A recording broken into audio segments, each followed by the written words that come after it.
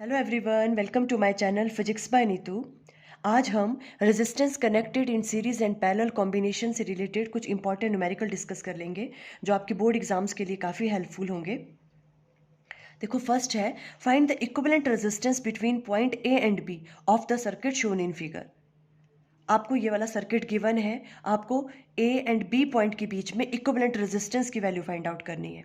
Clear? ये देखो, ये 3 रेजिस्टेंस इस तरह से कनेक्टेड है और यहाँ से देखो, यहाँ से लेके यहाँ तक एक वायर कनेक्टेड है और यहाँ से लेके यहाँ तक भी क्या है, एक वायर कनेक्टेड है। देखो, ऐसे ही क्वेश्चंस हम कैपेसिटर में भी कर चुके हैं। ठीक है, हमने क्या कहा था, एक वायर में पोटेंशियल की वैल्यू क्या रहती है, सेम रहती है। ठीक है, एक वायर में पोटेंशियल की वैल्यू क्या रहती है, सेम रहती है। अब देखो, अगर हम मान लें, अब यहाँ पे देखो कोई ना कोई पोटेंशियल डिफरेंस होगा, इसका पोटेंशियल अलग होगा, इसका अलग होगा, एक का हायर होगा, एक का लोअर होगा, है ना। तो मान लो यहाँ पे पोटेंशियल की वैल्यू कितनी है, x, और इस वाले पॉइंट पे पोटेंशियल की वैल्यू कितनी है, y। देखो, कई बच्चे कंफ्यूज रहते हैं, आप कुछ भी ले सकते हो पोटेंशियल, यहाँ प्लस ले लो, माइनस ले लो, है ना, पर कोई ना कोई तो पोटेंशियल डिफरेंस रहेगा, इसका पोटेंशियल अलग होगा, इसका पोटेंशियल अलग होगा। क्लियर? हमने मान लिया कि यहाँ पे पोटेंशियल की वैल्यू x है और इस वाले पॉइंट पे पोटेंशियल की वैल्यू कितनी है, y। क्लियर? ओके। अब देखो, ये वाले यहाँ से वायर कनेक्टेड है, अब इस वाले पे यहाँ पे पोटेंशियल की वैल्यू कितनी है, x।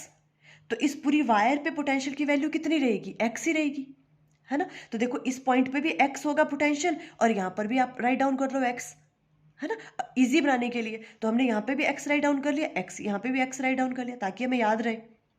अब देखो, ये वाली जो वायर है ये यहाँ से कनेक्टेड है, यहाँ पोटेंशियल की वैल्यू कितनी है, y।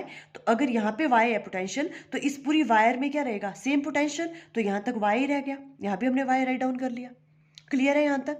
ओके। अब क्या करना है, देखो हमें, अब आप एक एक रेजिस्टेंस को देखो, हमने देखना होता है कि वो रेजिस्टेंस सीरीज में कनेक्टेड है या पैरेलल में। अब ये इस वाले रेजिस्टेंस को देखो, इसका एक एंड एक्स पोटेंशियल के साथ है ना, और दूसरा वाला वाई के साथ। और इस वाले में भी एक एंड जो है इसका एक्स के साथ कनेक्टेड है, दूसरा वाई के साथ। और इस वाले रेजिस्टेंस में भी एक एंड एक्स के साथ कनेक्टेड है, दूसरा वाई के साथ कनेक्टेड है। और ऐसा जब होता है तो रेजिस्टेंस किस में होती है, पैरेलल में होती है।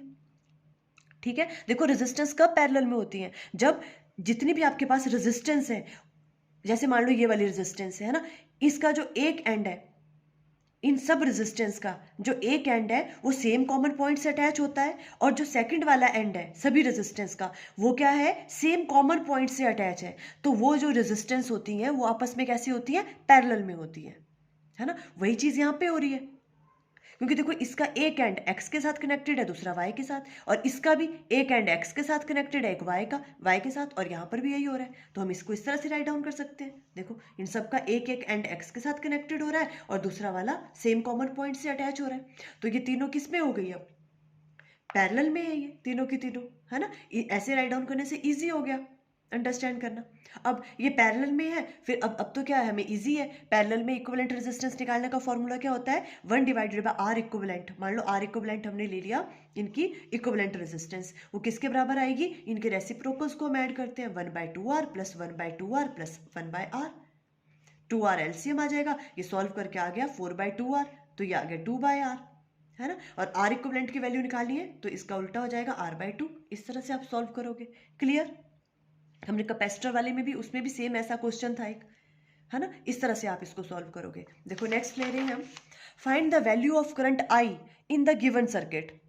आपको करंट की वैल्यू फाइंड आउट करनी है इस वाले सर्किट में। क्लियर है? अब करंट की वैल्यू क्या होती है, V डिवाइडेड बाय R। तो सबसे पहले हमें ये 3 रेजिस्टेंस दे रखी है, तो इक्विवेलेंट रेजिस्टेंस निकालनी पड़ेगी ए बी के अक्रॉस। क्लियर? अब देखो, अब ये देखने से पता चल रहा है यहाँ पे, है ना, कि जो ये वाली है, देखो ये गिवन है आपके पास सर्किट, 30 ओम 30 ओम, ये भी 30 ओम है, 2 वोल्ट की बैटरी के साथ अटैच है। आपको करंट की वैल्यू फाइंड आउट करनी है। अब देखो, ये वाली रेजिस्टेंस और ये वाली रेजिस्टेंस, ये दोनों किस में है, सीरीज में है। देखो, सीरीज में हम कैसे देखते हैं, जो इसका एक एंड पॉइंट है वो दूसरे वाले के एक पॉइंट से अटैच है आपस में, है ना। तो ये सीरीज में हो गए, ये दोनों सीरीज में है। तो ये दोनों सीरीज में है, सीरीज में रेजिस्टेंस क्या होती है, सिंपली ऐड हो जाती है ना। इनको सॉल्व करेंगे तो 30 + 30 क्या हो जाएगा, सिंपल 60। इसको सॉल्व करने के बाद, जो इसको सॉल्व करने के बाद आएगा वो इसके क्या है, पैरेलल में, बिकॉज देखो यहाँ पे आएगा वो, उसका एक एंड ए से कनेक्टेड है, इसका भी एक एंड ए से कनेक्टेड है, और इसका जो सेकंड एंड है वो बी से कनेक्टेड है, इसका भी बी से कनेक्टेड है, सेम कॉमन पॉइंट्स है। जब ऐसा होता है तो वो किस में होती है, पैरेलल में होती है ना। वैसे तो आपको ये सब चीजें आती होंगी, पर मैं वैसे भी समझा रही हूँ। क्लियर? ओके। अब देखो, वही हमने राइट डाउन किया, in the given circuit the resistance of arm A C B, इसकी जो रेजिस्टेंस है ये क्या हो गई, ये सीरीज में है, 30 + 30 60 ओम्स बन गया। ये सॉल्व करके जो इज इन पैरेलल विद, ये किसके पैरेलल है, ए बी आर्म के, with the resistance of arm A B 30 ohms के। Hence equivalent resistance of the circuit is 1 divided by R equivalent किसके बराबर आ जाएगा, इक्वल टू 1/60। इनके रेसिप्रोकल्स को हम ऐड करते हैं, ठीक है। इन दोनों को सॉल्व करने से क्या आ गया था, 60, तो 1/60, ये वाली 60 और 30, ये दोनों किस में अब, पैरेलल में, तो 1/60 + 1/30, और इसको सॉल्व करेंगे तो आ जाएगा 1/20, और यहाँ से R इक्विवेलेंट की वैल्यू आ गई आपके पास 20 ओम्स। क्लियर हुआ यहाँ तक, ये निकल गई R इक्विवेलेंट की वैल्यू। अब हमें करंट की वैल्यू फाइंड आउट करनी है। करंट क्या होता है, V divided by R। V की वैल्यू आपको गिवन है 2 volt, divided by R equivalent की वैल्यू आपने फाइंड आउट कर ली, और ये कैलकुलेट करके करंट की वैल्यू आ गई 0.1 एम्पियर। इस तरह से क्वेश्चन आएगा तो आप ऐसे सॉल्व करोगे इसको। क्लियर? ओके। अब देखो एक नेक्स्ट ले लेते हैं। A parallel combination of 3 resistors take a current of 7.5 ampere from a 30 volt supply. देखो पहले अपने ध्यान से देखना आपको दिया क्या क्या है। 3 रेजिस्टर्स दिए हुए हैं, किस में कनेक्टेड है, पैरेलल में कनेक्टेड है, और करंट की वैल्यू आपको गिवन है 7.5 एम्पियर, और कितनी वोल्ट सप्लाई के साथ वो कनेक्टेड है, 30 वोल्ट के साथ। If the 2 resistors are 10 ohms and 12 ohms, find the third one. आपको उन तीनों रेजिस्टर में से 2 की रेजिस्टेंस गिवन है और एक आपको फाइंड आउट करनी है, ठीक है। तो आप पहले इस तरह का एक सर्किट डायग्राम आप ड्रॉ कर लो, ठीक है। देखो ये आपके पास क्या है, 3 रेजिस्टेंस है, ये 1 2 एंड 3, 2 आपको गिवन है 10 ओम्स एंड 12 ओम्स, पैरेलल में कंबाइंड है ये, और ये थर्ड वाली रेजिस्टेंस, इसकी वैल्यू हमें फाइंड आउट करनी है, ये गिवन नहीं है, ठीक है। हमें इसकी वैल्यू फाइंड आउट करनी है। ये पैरेलल में हो गया, और ये किसके साथ कनेक्टेड है, 30 वोल्ट बैटरी के साथ यहाँ पे, और करंट की वैल्यू भी आपको गिवन है, ठीक है। करंट की वैल्यू आपको गिवन है, करंट कितना है देखो 7.5 एम्पियर, ठीक है। तो देखो सबसे पहले हम क्या करेंगे, हमने यहां से R इक्विवेलेंट की वैल्यू फाइंड आउट करो, बिकॉज हमें करंट की वैल्यू भी गिवन है और हमें पोटेंशियल की वैल्यू भी गिवन है।